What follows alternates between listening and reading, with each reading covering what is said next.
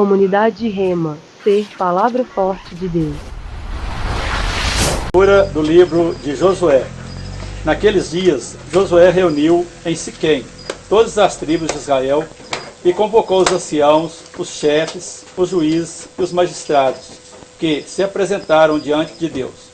Então Josué falou a todo o povo: Assim diz o Senhor, Deus de Israel, vossos pais, Taré, pai de Abraão, e de Nacor, habitaram outrora do outro lado do rio Eufrates, e serviram a deuses estranhos. Mas eu tirei Abraão, vosso pai, dos confins da Mesopotâmia, e o conduzi através de toda a terra de Canaã, e multipliquei a sua descendência. Dei-lhe Isaque, e a este dei Jacó e Esaú. E a Esaú, um deles, dei em propriedade o monte Seir. Jacó, porém, e seus filhos desceram para o Egito. Em seguida, enviei Moisés e Araão, e castiguei o Egito com prodígios que realizei em seu meio, e depois disso vos tirei de lá. Fiz, portanto, que vossos pais saíssem do Egito, e assim chegastes ao mar. Os egípcios perseguiram vossos pais com carros e cavaleiros, até o Mar Vermelho. Vossos pais clamaram então ao Senhor, e ele colocou trevas entre vós e os egípcios. Depois trouxe sobre esses o mar, que os recobriu. Vossos olhos viram todas as coisas que eu fiz no Egito, e habitastes no deserto muito tempo. Eu vos introduzi na terra dos amorreus, que habitavam do outro lado do rio Jordão. E quando guerrearam contra vós, eu os entreguei em vossas mãos. E assim ocupastes a tua terra e os exterminastes.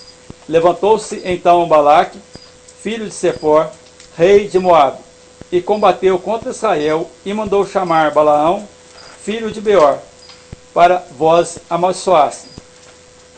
Eu, porém, não quis ouvir, ao contrário, abençoei-vos por sua boca, e vos livrei de suas mãos. A seguir, atravessastes o Jordão e chegastes a Jericó. Mas combateram contra vós os habitantes dessa cidade, os amorreus, os ferezeus, os cananeus, os abitas, os hititas, os gergeseus, os heveus, os jebuseus. Eu, porém, entreguei-os em vossas mãos. Enviei à vossa frente vespões, que os expulsaram de vossa presença, e 2 reis dos amorreus, e isso com a tua espada, nem com o teu arco. Eu vos dei uma terra que não lavrastes, cidades que não edificastes, e nelas habitais vinhas e olivais, que não plantastes, e comeis de seus frutos. Palavra do Senhor. Graças a Deus. Eterna é a sua misericórdia. Eterna é a sua misericórdia. Demos graças ao Senhor, porque Ele é bom, porque eterno é seu amor.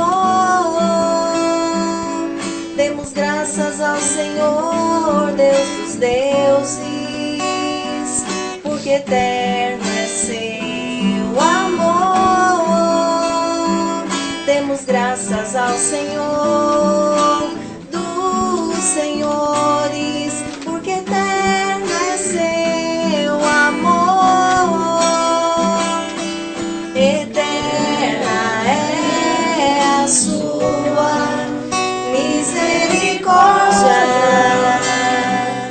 Eterna é a sua misericórdia. Ele guiou pelo deserto o seu povo, porque eterno é seu amor. E feriu por causa dele grandes reis, porque eterno é seu amor. poderosos fez morrer por causa dele, porque eterno é seu amor, eterna é a sua misericórdia, eterna é a sua misericórdia. Repartiu a terra deles como herança, porque eterno é seu amor, como herança a Israel, seu servidor, porque eterno é seu amor, eterna é a sua misericórdia, eterna é a sua misericórdia.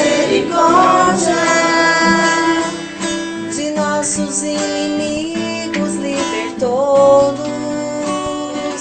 porque eterno é seu amor, eterna é a sua misericórdia, eterna é a sua misericórdia. Evangelho de Jesus Cristo, segundo Mateus. Glória ao Senhor. Alguns fariseus aproximaram-se de Jesus e perguntaram para o tentar: é permitido ao homem despedir sua esposa por qualquer motivo? Jesus respondeu: nunca lestes que o Criador desde o início os fez homem e mulher? E disse: por isso o homem deixará pai e mãe e se unirá à sua mulher, e os dois serão uma só carne. De modo que eles já não são dois, mas uma só carne. Portanto, o que Deus uniu, o homem não separe. Os fariseus perguntaram: então, como é que Moisés mandou dar certidão de divórcio e despedir a mulher? Jesus respondeu: Moisés permitiu despedir a mulher por causa da dureza do vosso coração, mas não foi assim desde o início. Por isso eu vos digo: quem despedir a sua mulher, a não ser em caso de união ilegítima, e se casar com outra, comete adultério. Os discípulos disseram a Jesus: se a situação do homem com a mulher é assim, não vale a pena casar-se. Jesus respondeu: nem todos são capazes de entender isso, a não ser aqueles a quem é concedido. Com efeito, existem homens incapazes para o casamento, porque nasceram assim, outros porque os homens assim os fizeram, outros ainda se fizeram incapazes disso por causa do reino dos céus. Quem puder entender, entenda. Palavra da salvação. Irmãos e irmãs, nós podemos perceber que entre todas as criaturas de Deus, o ser humano é a única delas que tem capacidade de olhar para suas próprias ações e julgá-las do ponto de vista moral. Ou seja, nós somos capazes de olhar para aquilo que nós fazemos e analisar e julgar se aquilo é uma coisa boa ou uma coisa má. Sempre que nós fazemos isso, ou quase sempre, tem um resultado muito positivo. Porque nós podemos olhar para aquilo que nós fizemos e, analisando aquilo, podemos, por exemplo, constatar: aquilo que nós fizemos, o jeito que nós agimos, aquilo que nós estamos pensando, aquilo que nós estamos falando, não é uma coisa boa. Então nós podemos nos reorientar, nós podemos fazer diferente daquele momento em diante. Nós podemos mudar o nosso procedimento, o nosso jeito de falar. Na religião a gente diz assim, nós podemos nos converter. Ou nós podemos analisar aquilo que estamos fazendo e chegar à conclusão. Isso que eu estou fazendo é uma coisa boa, mas eu posso fazer isso de um jeito melhor ainda. Isso pode ser feito de um modo mais perfeito. Ou podemos olhar para aquilo que nós fazemos e chegar à seguinte conclusão. Isso que estamos fazendo não é uma coisa boa, não é uma coisa agradável a Deus. E de agora em diante, nós queremos fazer diferente. Isso pode ser feito de modo pessoal ou de modo comunitário. Pessoalmente, cada um de nós pode parar e refletir sobre o modo como nós estamos agindo. Ou então, nós podemos, como comunidade, fazer isso. Por exemplo, um casal pode parar e fazer isso, né? E analisar o relacionamento do casal. E dizer, olha, tal coisa entre nós pode melhorar, o jeito de nos relacionarmos, de conversarmos com o outro, de resolvermos nossas dificuldades, pode ser melhorado. Pode reunir a família toda, se for uma coisa que diz respeito a toda a família, né? O pai pode cobrar uma coisa do filho, o pai pode falar que o filho tem que fazer uma coisa diferente, o filho também falar a sua opinião sobre aquilo, né? Nós podemos, por exemplo, como comunidade Rema, fazer isso. Nós podemos, como os participantes aqui da missa, de repente reunir e falar, olha, vamos fazer uma coisa diferente, vamos mudar o nosso jeito de celebrar, vamos rezar agora o terço depois da missa, se for melhor. Então nós podemos fazer isso de modo pessoal ou de modo comunitário. O mais bonito nisso é que nós não somos obrigados a permanecer do jeito que nós somos, se é que nós percebemos que nós podemos melhorar, que nós podemos mudar. Ninguém está condenado, ninguém está obrigado, ninguém tem que permanecer do jeito que é, se a pessoa percebe que ela pode mudar. Então Deus nos dá a possibilidade de olharmos para as nossas ações, se percebermos que elas não estão boas, nós podemos então, daquele momento, fazer as coisas de modo diferente. Todas as nossas 3 leituras de hoje falam sobre isso, falam a mesma coisa, só que com um detalhe. As nossas leituras dizem, para nós analisarmos se o que estamos fazendo é uma coisa boa ou não, nós temos que nos atentar para aquilo que é a vontade de Deus. A referência para nós dizermos se o que estamos fazendo é uma coisa boa ou não, é aquilo que era a vontade de Deus desde o princípio.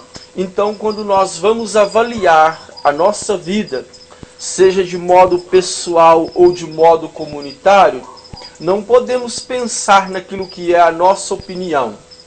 Não podemos pensar naquilo que vai ser que é melhor para nós. Não podemos pensar naquilo que é a opinião da maioria. Nós temos que pensar qual é a vontade de Deus para esta situação.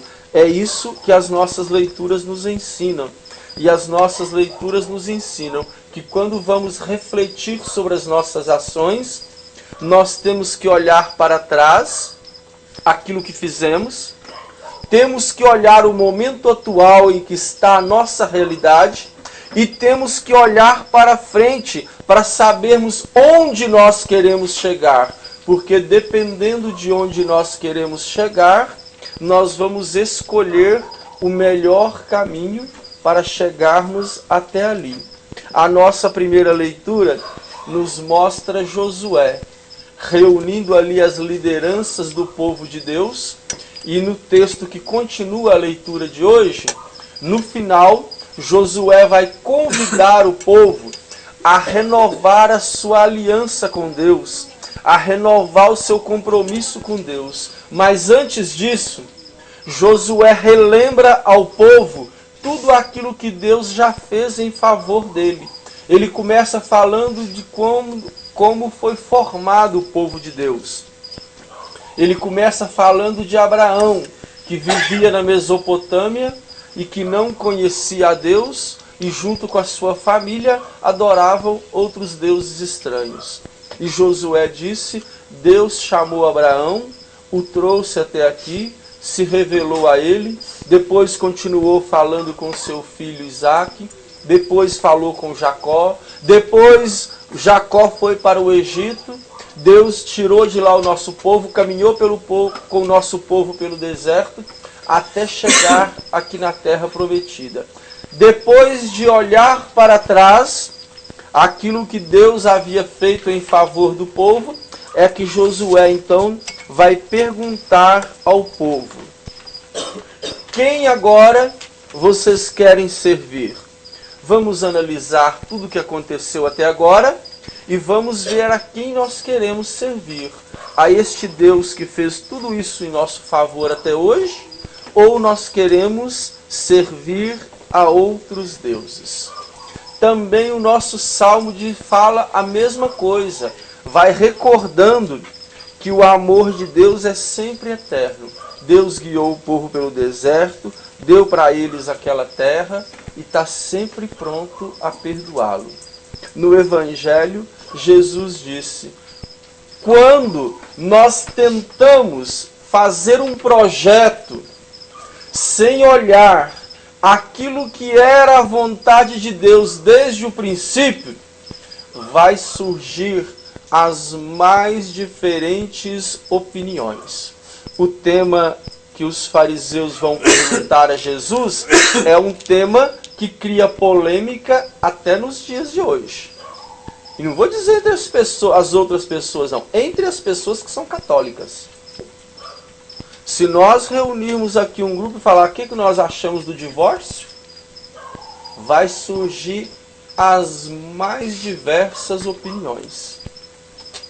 Era do mesmo jeito no tempo de Jesus. Tem aqueles que acham que pode separar, tem aqueles que acham que não tem problema, tem aqueles que acham que estando separado pode comungar, tem os que acham que não pode, tem os que acham que pelo fato de estar separado não pode comungar, se estiver separado e morando com outra pessoa pode. Tem gente que diz assim, eu já ouvi pessoas dizendo assim, juntado com fé, casado é, né? Diz assim. Então assim, vai ter as mais diversas opiniões. Também no tempo de Jesus era assim, porque a lei que Moisés deixou dizia desse modo: se o marido encontrar na sua esposa alguma coisa inconveniente, ele simplesmente faz uma carta de divórcio, entrega para ela e manda ela passear, manda ela embora. Agora, o que é algo inconveniente?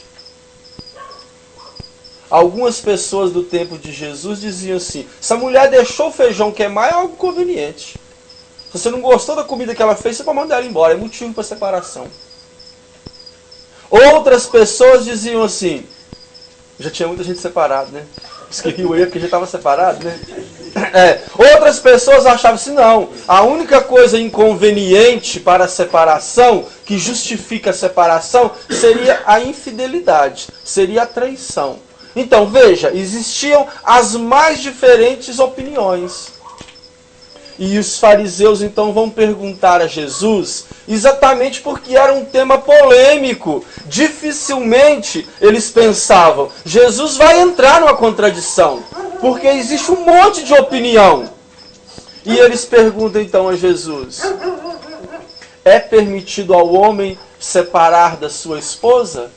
E Jesus então vai dizer a eles: se nós formos olhar a opinião das pessoas, nós vamos ter as mais diferentes respostas.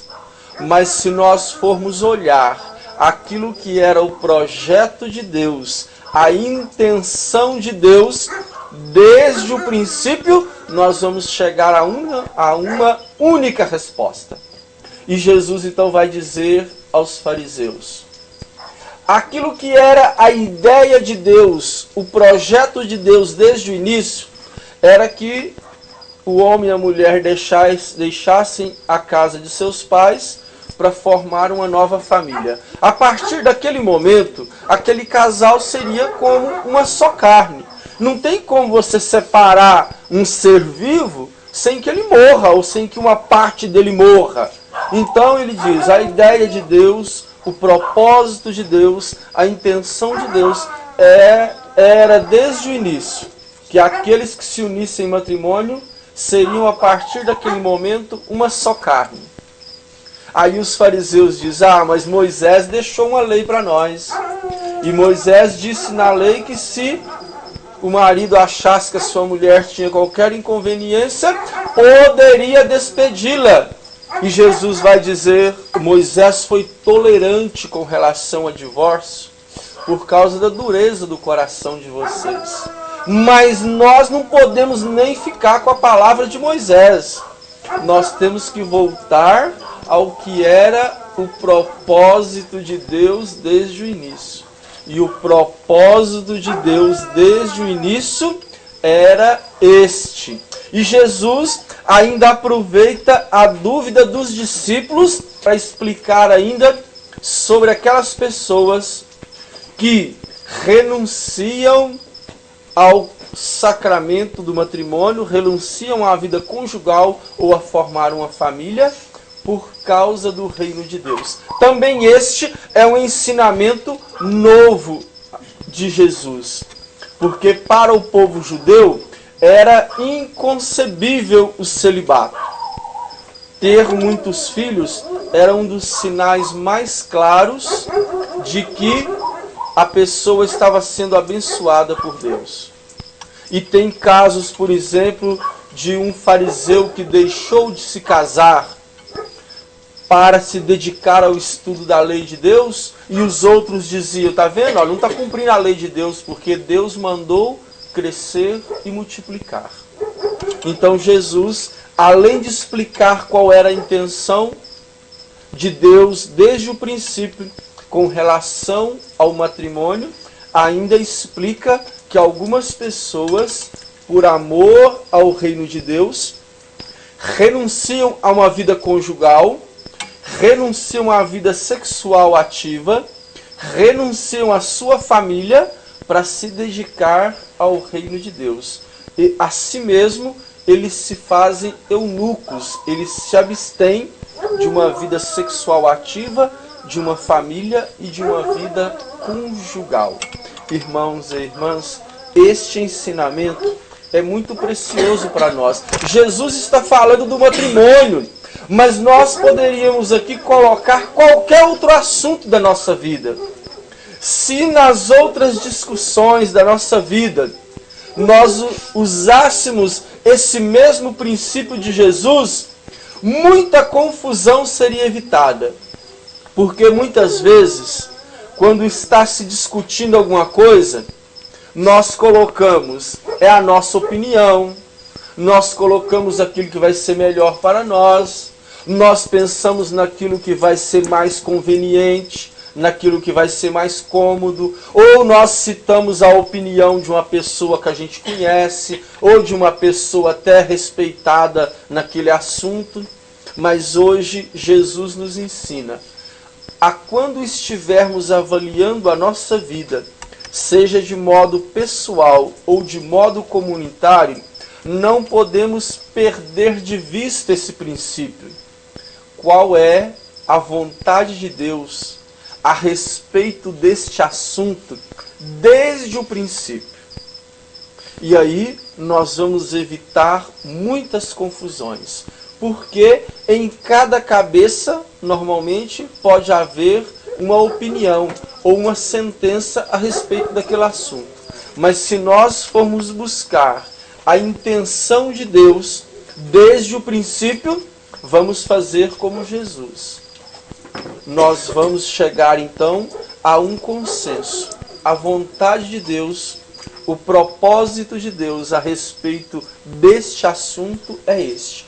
Desde o início, era esta a intenção de Deus. Irmãos e irmãs, todas as vezes que paramos para refletir sobre a nossa vida, temos oportunidade de redirecionarmos aquilo que não está correto, desde que tenhamos sempre presente esta palavra. Qual é a vontade de Deus a respeito desse assunto que nós estamos conversando ou que nós estamos decidindo? Nós temos agora, nesse momento, a oportunidade de fazer isso. Todas as vezes que nós paramos para rezar, todas as vezes que nós refletimos sobre nós mesmos, nós temos a oportunidade de fazer isso.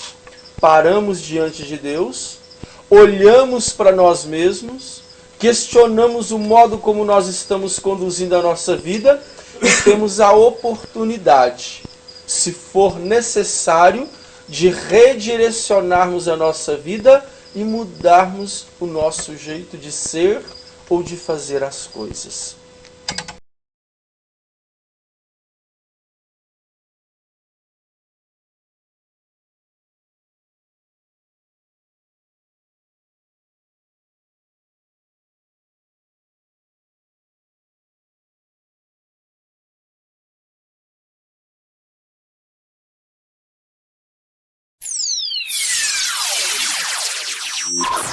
Comunidade Rema, ser palavra forte de Deus.